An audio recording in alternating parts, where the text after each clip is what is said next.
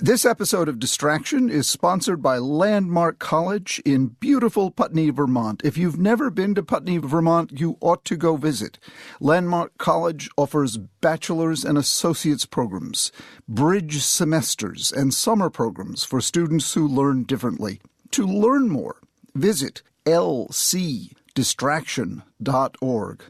Just for anybody listening, if you are struggling or if you're having a hard time, just know that you're not alone, and the sooner we get help, we know, all the research shows that the sooner we get help, the better. So make that first step. I promise it's not as scary as it may feel. Hello, this is Dr. Ned Hallowell for Distraction. Today we have a very interesting topic that we've really never gotten into before, namely, what is it like for the person on the other side of the dialogue in mental health? What is it like for the practitioner? What is it like for me, for example, being a psychiatrist? I'm now 68 years old, and I've been certified to call myself a psychiatrist. Well, I was board certified in 1983, so you do the math, however long that is. I've been able to call myself a doctor since I graduated from medical school in 1978, so that's 40 years. But those are credentials and certifications.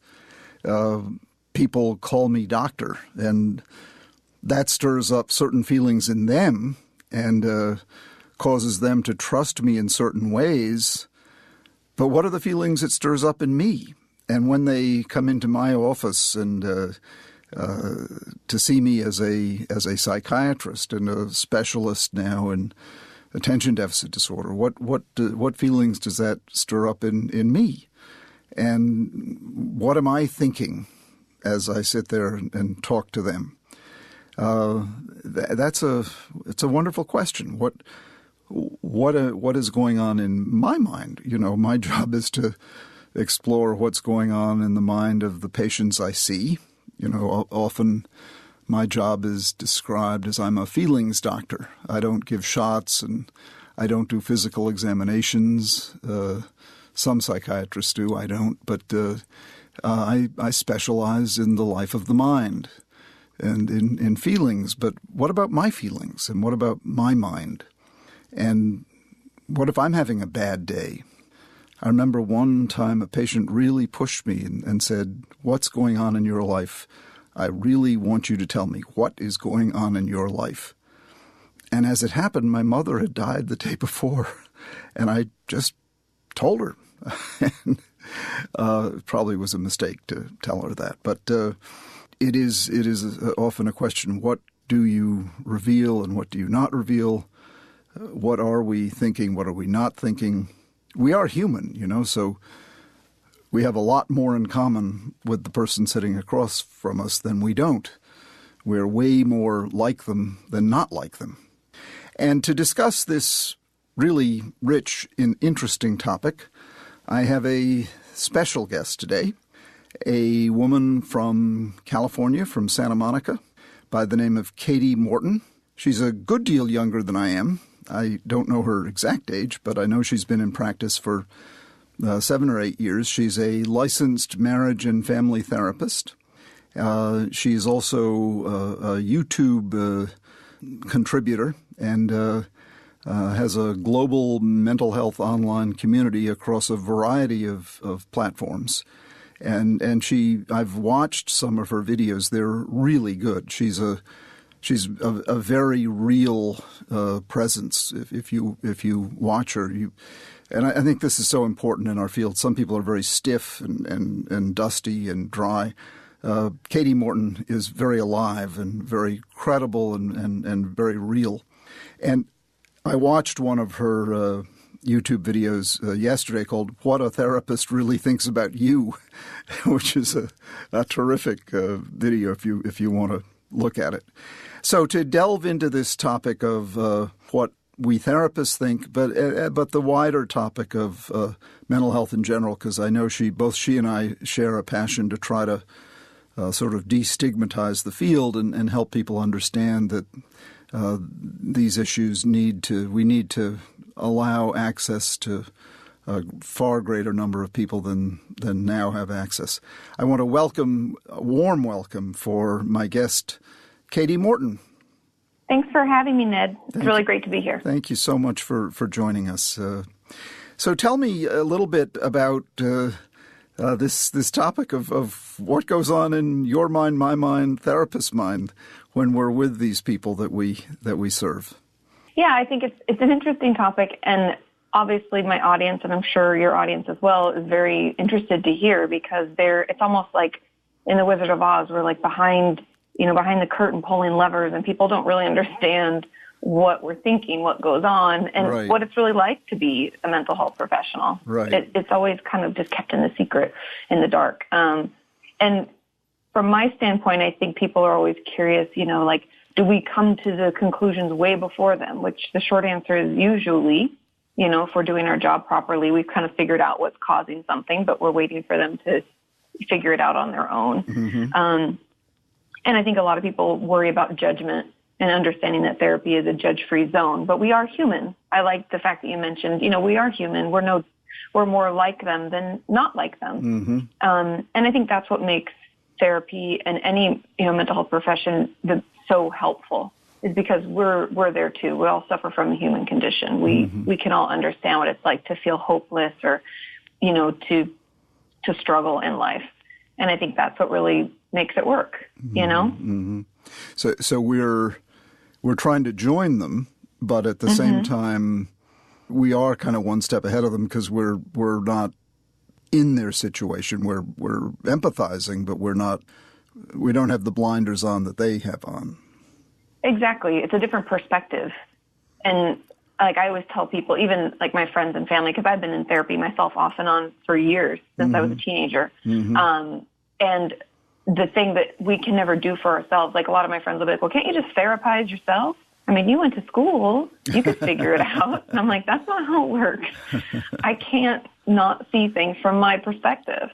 I have all these, experiences and beliefs and things that have happened that I have judgment about because it's me. Mm-hmm. But a therapist is removed from that and is able to see things maybe I don't, because they don't have the glasses that I have on from all my experience, Mm-hmm. And so I think that's what makes it really powerful. And I think that's why we do come to conclusions more quickly than our patients often, because I'm not bogged down by, well, what if, and maybe that person thinks this, and, but that time, I can just see it for what it is, because I'm hearing from them in their experience, and it's sometimes just a much clearer picture. Mm-hmm. And the insights we do have, if you want to call them answers or solutions, the timing and the trust that we have to develop matters a lot before we would want to give them, don't you think? Oh, completely. I mean, imagine if someone in regular life came up to you and said, you know what? You're doing this wrong and this wrong. And if you just told them sorry, everything would be better. Like that we'd be like, who the hell are you? Right. How dare you? Right. Even if we were spot on. Exactly. Because a lot of times it's like you said, it's the timing. We're not ready. And I think that's why a lot of the work that for me that I feel I do with patients is just getting them there, like getting them to a place where they can have their own insight as to why these certain patterns exist in their life, and they can see the signs. And as they can do it in like something that maybe isn't as emotionally charged, so they don't feel as vulnerable in one situation, can sometimes then help them see the other situations. But we have to give them the time to get there. Now, you told me before we started this interview, you work with a group of people that a lot of therapists find particularly difficult to work with. They have what's called borderline personality disorder. What do you find, how do you find yourself able to work with that group of people? It all started, the reason I even ended up being, a certified DBT person is because tell them what DBT means. Dialectical behavior therapy. It's essentially cognitive behavioral therapy, which people are very, more aware of, I guess, but with a little bit of a twist of mindfulness, helping people regulate emotions and better better manage all the sensations we feel as people. Essentially, I think all of us could benefit from DBT, truthfully. Mm-hmm. But I got trained in DBT back when I was still in grad school. Mm-hmm. And it was because I worked in an eating disorder treatment center for many years. Mm-hmm. And part of, their process was after you became licensed, you learned the DBT portion and you were able to run the groups. And so I really found it to be it's just a really helpful style of therapy. And I think even in the mental health profession, we talk about stigma, right? We talk about people worrying about mental health and having a conversation out loud and what that might say about them. BPD, borderline personality disorder, even has its own stigma within mental health professionals. Yes. Like you said, a lot of people are worried to work with them. But I think with proper boundaries, people can flourish. And I think a lot of my patients who have borderline personality disorder is really born out of trauma and repeated trauma, especially. Mm-hmm. And I think the more we can seek to understand why they feel, I call them emotional burn victims. Mm-hmm. I forget where I read that. It's not something that I came up with myself, but I think that helps people understand how intensely they feel everything. Is once we can understand that and have a little empathy for their situation, then I think they can truly grow. And the important thing as a professional is the boundary component, because attachment, feeling really attached and struggling to let people in and wanting to get people away is one of their greatest struggles. But if we uphold steady boundaries, they can flourish. Now, since we're talking about our own feelings, what's the reward for you in working with an emotional burn victim? In other words, someone who's so tentative about letting you in and so needing to have boundaries really respected. I think it's the rewarding part is that they've never felt empowered, and being able to give them tools that can create that there's like no words for it. And it obviously takes a lot of commitment from them as well as, me, but having someone who never thought they had power in their life or the ability to control anything, always felt like everything was completely out of their control. There are no words. It's why I do what I do. But unlike a burn victim, people with borderline personality, if you make a mistake and if you trip up over one of those boundaries, they're liable to attempt suicide, or they're liable to attack you with really hideous rage. Oh, definitely. I mean, I've been on the receiving end of all of those scenarios, and I think part of it is being able to walk through that with them, like just to be steady. I've gotten really good at being cursed at and shouted at and not responding, like not having a reaction. I can sit and then I can say, do you feel any better? Did that make you, and it has its ups and downs, but if they're in it, that's the thing, is like working with motivated clients is something that I've gotten better and better at discerning, because people can come in and they can say they want to work with you, but it's a lot of hard work. Therapy is really hard work. Well, particularly with this group. So a listener would say, my goodness, Kati, why would you want a job where someone curses at you, maybe throws something at you, maybe while you're away from her slices her wrists and you have to rush to the hospital to meet with her? Why do you want that for a job when you could be seeing a nice, stable client who wants to, simply tell you about her hard day at work? I think I don't know. I didn't think that I would end up working with that type of patient, to be honest. I thought I wanted to work with kids originally in schools. But I think that everybody hurts and everybody needs support. And I obviously have to balance my own self-care, and I don't only see those types of patients. Right. I have a wide variety of people that I see. Right. But if not me, who? And if I can do it, it doesn't harm me in my personal life.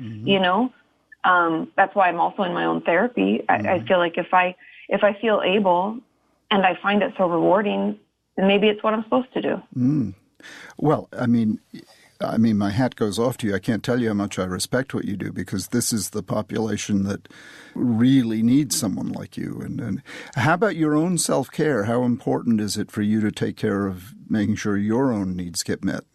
Oh, it's vital I think to our jobs in general. Mm-hmm. And that's something that a lot of my colleagues, we talk about, almost the joke that sometimes therapists and, other mental health professionals, we're the worst at taking care of ourselves. Yes. We won't take time. I even have a psychiatrist friend of mine who he didn't take vacation for 3 years. So for me, it's a priority.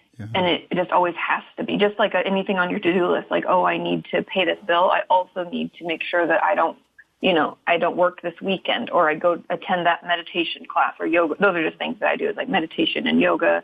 I go for walks and listen to podcasts. There's one particular risk that I am interested in hearing you comment on. What this group of folks that you deal with, there's a force most people don't know about outside of our field called projective identification. And this is when someone has a lot of toxic feelings, they project them into the therapist unconsciously.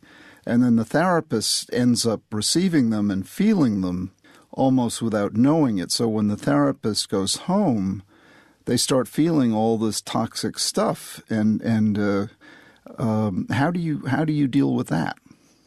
I journal a lot. And it's something I always, even my viewers know that I always tell them to journal. And I'm sure they're sick of hearing it. But I think that also because I do DBT, the mindfulness component is really important, and recognizing when you're taking on something that's not your own.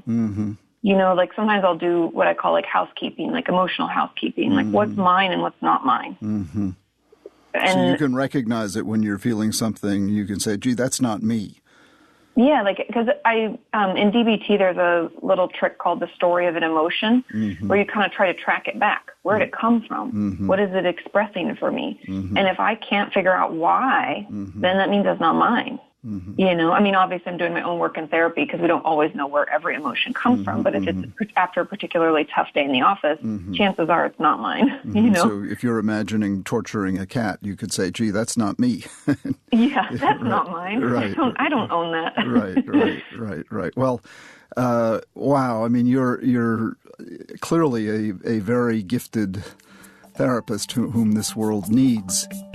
Okay, if you wouldn't mind hanging on for just a moment, Kati, while I talk to our listeners about our sponsor, Landmark College. I'd like to take a moment to tell you a little bit about the Landmark College Institute for Research and Training in Putney, Vermont. The institute was established in 2001 to pioneer LD research, discover innovative strategies and practices, and improve teaching and learning outcomes for students with learning disabilities like dyslexia, ADHD, and autism spectrum disorder, as well as educators in high school and college settings. Currently, the Institute shares this information with education professionals through webinars, online certificate courses, on-site workshops, and the signature Landmark College Summer Institute for Educators, being held June 24th through June 27th this year at their campus in Putney, Vermont.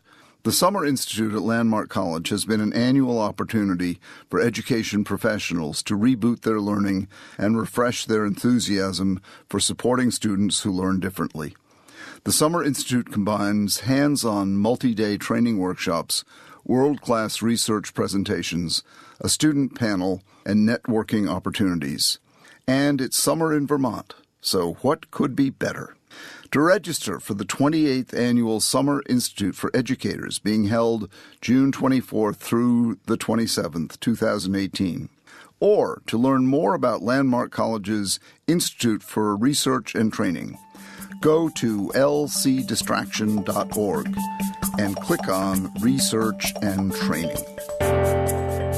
All right, let's get back to my conversation with Kati Morton. So let's segue, if we could, into the wider issue that we were talking about before we began the interview, of how much you and I both feel a passion for this. We need to bring the whole issue of mental health and the stigma that surrounds it, how much we need to reduce that stigma. And, I was saying to you before we began, there's no field of medicine where the science is further advanced than the public consumption of that science. In other words, there's a huge gap between what the science knows and what the public consumes. Yeah, and I think that has to do with the lack of talking about it. Yeah, the stigma. People are afraid. They still are afraid to say, I'm depressed or I'm anxious or I want help. They think it as a sign of weakness. Exactly. When actually speaking up is a sign of strength. I mean, no one would think anything of someone saying, oh, I have the flu. Right. I'm sick. I have the flu. Right. So why would it be different to say, I'm just going through a depressive episode. I've been feeling bad for a few weeks. Right. Or, right. I have panic attacks. And I think the more that we can talk about it openly and the more people know that there are tools and resources available, the less likely people are to stay in the shadows and not get help. I mean, I can't tell you, I'm sure you've been in practice for much longer than I have, and how many times do we have patients that come in and they've been struggling for 5, 10, 25 years. Yes, hiding it. Hiding it. Yeah, and feeling worse and feeling ashamed versus seeing it like, oh, because I like to compare it to I just caught a cold. Right. Because our moods and our hormones and the way that we feel can change, especially not to mention like if you're a woman and you have a child, that whole range of what's normal to feel. And I think the more people realize that we all suffer from the human condition, we're all quote unquote normal, and we're going to go through these ups and downs. The sooner we can talk about it, the sooner we start feeling better. Yeah, one of my old teachers used to tell us, never worry alone. And a lot of people that's a great word of advice. Yeah, a lot of people are out there worrying alone because they think to share a worry is to show weakness. And like you said, it's just the opposite. It's to show strength. And when you worry alone, it only gets worse. Yeah, because in a way, how we always use that term, like the blind leading the blind. Yeah. If we're having a hard time and we feel like we're in the dark with how to fix it or how to get better, how can us thinking on our own, in our own mind with all the own resources that, only what we know, how can that make it better? It can't. And I think that it's great. Like, that's why I love the digital space. That's why I'm on YouTube and Twitter and everywhere. Yeah. Is because it gives a medium to communicate with people who maybe wouldn't know how to reach out otherwise. I get messages all the time from people saying that they grew up knowing something was different about them, and never got treated for their bipolar disorder, let's say. And now they're 56 and they want to take control back and they want to, empower themselves. They want to use tools. They want to get better. And the more we can affect people positively like that, the better off we all will be. It's for sure someone's listening to this podcast right now who either has or knows someone who has a treatable condition in the field of mental health who's not getting help. Definitely. Do you know that 90% of people with a substance use disorder get no help? 90%. 90%. Wow. That's staggering. That's crazy. And we have real help beyond 12-step programs. 12-step programs are wonderful, but now with the addition of medications like Vivitrol, you can get a shot of Vivitrol that takes away, you can drink and you're not going to get high.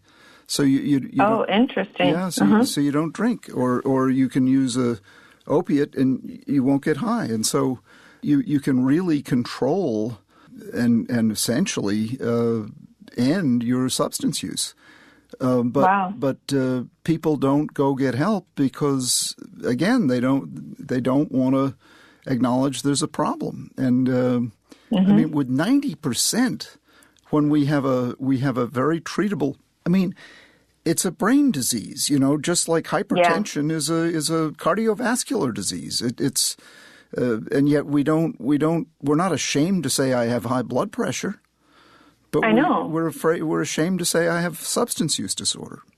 Yeah, because of what it says about us, as if it's something that we, have always chose. I think that's the problem, is people always assume that there's a choice involved. Well, yeah, we think it's a failure of willpower. It's a willpower disease. It's a moral infirmity. Yeah, so even eating disorders are treated just the same. People are like, why don't they just eat, or why don't they just stop eating so much? Right. As if that's how it works. Right. You know? Right. Or the treatment for depression is to cheer up. Yeah. I mean, historically, just smile it was a little more. Yeah, historically, it was cheer up or we'll burn you at the stake. Because you're such a downer to have around. Yeah. Wow. Yeah. Or anxiety disorder is suck it up. You know, and this moral model has really plagued humanity for thousands of years. No, I agree, and it's 90% is just a staggering statistic. That's with substance use disorder. It's really appalling, and the good news is we have treatments that work. If you combine education with 12-step programs with medication, I mean, we could just have a enormous impact, and the aside from the lives we'd save, the families we'd save, the dollars we'd save, it's just enormous, and it's just a matter of public. That's why I love what you're doing with YouTube. The impact you're having, Kati, is enormous. I think social media. This is the transformative use of social media. What you're doing with your audience, and I gather you have millions who follow you, right? Yeah, yeah. That's fantastic.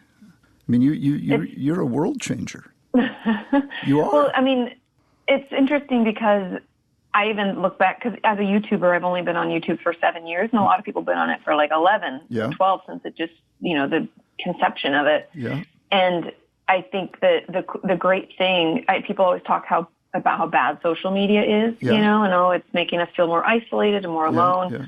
But I think the other component is if it's used for good purposes, it can really connect us.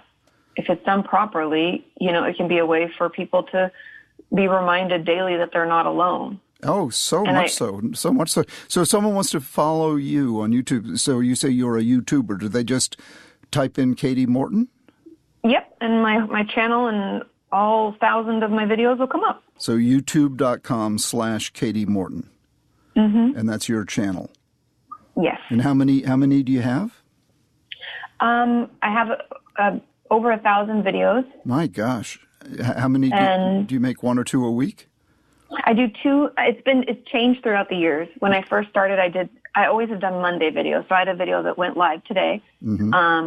And I've done that for years. And then I get so many questions. And when I first started, I thought I could answer all the questions. There's no way. How many people could possibly want to know? I don't know. I would guess I was naive. And then it got to be overwhelming really quickly, and I couldn't answer everything. So for a while, I did 5 videos a week where I would just go through their questions. Like, here are the most common questions asked this week. And I would just riff through those. How do they ask you the questions? They ask them in the comments below a video when it goes live, or on Twitter or Facebook. I'm always on, I do my best to be on all of my different social media sites after a video goes live, and for the first 24 hours, I try to interact as much as I can. And how many subscribers do you have now? We just passed 300,000 yesterday. Wow, Kati, that's wonderful. That is really pretty wild. That is wonderful. And your one of your missions is to destigmatize the whole mental health issue. Yeah, and my hope in the future is that then we can advocate for better help, better care. Yeah.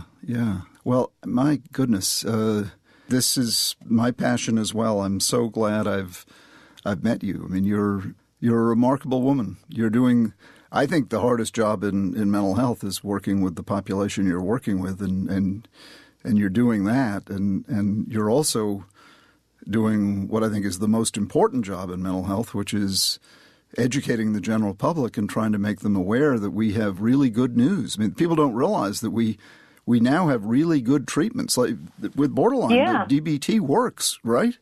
Yeah, it does. I mean, you're seeing people get better, right? Completely. Yeah.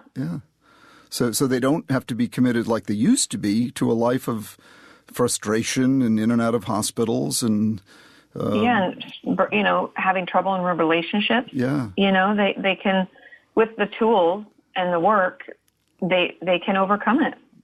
You can recover. That is wonderful. That is really wonderful. And so when you do you do a podcast, or is it just your YouTube Just YouTube. Yeah. And I do live streams and things like that. All, just utilizing all that social media has to offer these days. But do you interview or you just talk? What are you? I do a little bit of both. A lot of my videos, or at least the videos themselves, majority are me talking. But I've also had other colleagues on. I had one of my friends, Barry. He's a psychiatrist. I had him on to talk about, so people just have an idea of what a first appointment looks like. When someone's going to prescribe you medication, what are questions you should ask? And I've had another colleague of mine, Alexa, she does trauma treatment. She specializes in EMDR and schema therapy. And so she talks about what that is and why she does that and how trauma treatment works. And so it's a little bit of everything because I always tell my audience, I don't know everything. I can't possibly. Right. No, of course. Yeah. Well, this is wonderful. I'm so glad we met. I think you're a remarkable woman. Do you have any last comments you'd like to make? Anything you'd like to add? I think just for anybody listening, if you are struggling or if you're having a hard time, just know that you're not alone. And the sooner we get help, we know, all the research shows that the sooner we get help, the better. So make that first step. I promise it's not as scary as it may feel. It really isn't. Never worry alone, and that first step could just be to go to Kati's YouTube. You don't have to necessarily see a person. You could start with YouTube and get help there, and begin with that kind of a connection. But just to gain some understanding and connection with others. Yeah. Just don't worry alone. Bad things happen. I like that. Yeah, when you're alone. Well, Kati Morton, Kati Morton, you're a tremendous resource. Thank you so much for joining me today. Yeah, thank you so much for having me. Okay. I love what you do. Thank you. Take care. Okay, bye, Ned. Thanks so much for joining me today, Kati. You do a wonderful job with your YouTube. I think you have over 300,000 subscribers, and you just do a tremendous job for raising awareness of mental health and reducing stigma, which is certainly one of my favorite causes, and I think you do as much as anyone in the country to advance that cause and raise awareness and try to make real help available to people who need it. So, real pleasure to have you on, and I just have tremendous respect for the work you do. If you'd like to learn more about Kati and her work, go to Kati, and that's KATIMORTON, KatiMorton.com, or just click the link in our episode description. If you want to be included in the next listener Q&A episode, just send your questions to connect@distractionpodcast.com or call 844-55-CONNECT and leave us a message. That's 844-55-CONNECT and leave us a message. Distraction is produced by Collisions, the podcast division of CRN International. Collisions, podcasts for curious people. Our producer is Sarah Gurton. Our music theme was created by Mark Berman. And our audio engineers are Scott Person and Pat Keogh.